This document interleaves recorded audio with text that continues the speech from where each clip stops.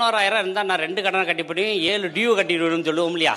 எல்லாரும் மனசு அதுதானங்க. ஏன்னா நானும் அந்த மாதிரி தானே இருந்தேன், இல்லைன்னு சொல்ல முடியாது இல்லையா? அப்போ என்ன பண்ணணும், டூப்ளிகேட் நோட் இருக்குல்ல, விளையாடுறதுக்கு வாங்குவோம்ல, அதில் 11,000 ரூபா வாங்குங்க. ஈஸி தானே. அதில் 11,000 ரூபா வாங்கி அதை வந்து நம்ம பர்ஸில் வச்சுக்கோங்க. பர்ஸ் இல்லைங்க சார் அப்படிலாம் சொல்லிக்கிட்டுங்க, பாக்கெட்டில் கூட வச்சுக்கலாம். ஒரு கவரை போட்டு பாக்கெட்டில் வச்சுக்கோங்க. இல்லாட்டி நீங்கள் ஆஃபீஸ் ஒர்க் பண்ணுறீங்கன்னா அந்த ட்ராவலில் போட்டு வச்சுக்கோங்க. ரைட்டா? இந்த 11,000 ட்ராவலில் போட்டு வச்சிட்டிங்கன்னா அதுக்கு பின்னாடி உங்களுக்கு 1/1 உங்களுடைய உழைப்புக்கு தகுந்த மாதிரி பணம் வர ஆரம்பிச்சிடும். கரெக்டாக உழைப்புக்கு தகுந்த மாதிரி. லேமினேஷன்லாம் பண்ண வேணாம், அது ராகுவாக மாறிடும். புரிஞ்சா இல்லைங்களா? நம்ம சொல்கிறது வந்து இப்போ இந்த 11 எத்தனை நம்பரு? 2. 20 நோட்டு எத்தனை நம்பரு? இதெல்லாம் குபேரனோட எண்கள். அப்போ குபேரனோட ராகு சேர்ந்துச்சுன்னு வச்சுக்கோங்க, நம்ம வாங்கி வாங்கி எங்கேயா கடைக்கு போயிடுவோம். அதனால் அந்த கடைக்கெல்லாம் போகக்கூடாது. 2 விதிகள் சொல்லிட்டோமா? 3வது ஒன்று, எல்லாருமே பீரோவை எங்கே வச்சுருக்கோம்? குபேர மூலையில் கொண்டு போய் வச்சுருக்கோம். அதாவது தென்மேற்கு மூலையில் வச்சுருக்கிறோம். தென்மேற்கு மூலையில் பெட்டு போட்டிருப்போம், பீரோ வச்சுருப்போம். ஏன் அங்கே அதை பண்ணியிருக்கோம்னு கேட்டிங்கன்னா, தென்மேற்கு மூலையில் எதை செய்கிறோமோ அது வளர்ச்சி பெறும், அதுக்காக நம்ம செஞ்சோம். ரைட்டா? அது கரெக்டு தான், ஒன்றும் தப்பு இல்லை. ஆனால் நம்ம எல்லோரும் என்ன பண்ணியிருக்கோம், நம்ம அழுக்கு துணி அயன் பண்ணி துவைச்சி அயன் பண்ணி கொண்டு உள்ளே வச்சுருக்கோம். அதனால் துணி தான் சேர்ந்துக்கிட்டு இருக்குது, பணம் சேர்றதில்லை. நம்ம பீரோவில் என்ன வச்சுருக்கிறோம்? ஒன்றுமே இல்லை, வெறும் துணிமணி தான் வச்சுருக்கிறோம். அதனால் துணிமணியாக சேருது. அப்புறம் என்ன பண்ணியிருக்கோம், பூஜை அறையை கொண்டு போய் வச்சுருக்கிறோம்.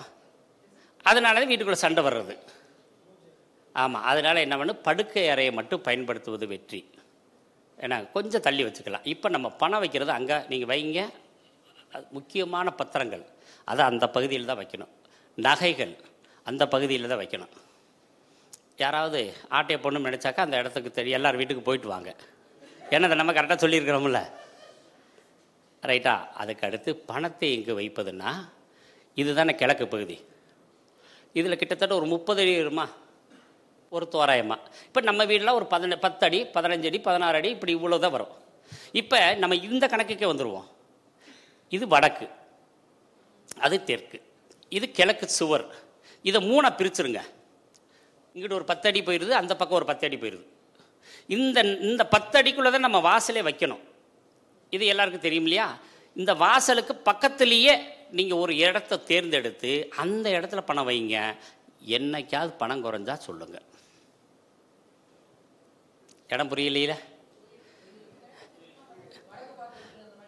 இனி எந்த பக்கம் வேணால் வீடு வச்சுக்கோங்க, அதெல்லாம் நமக்கு தேவையில்லை.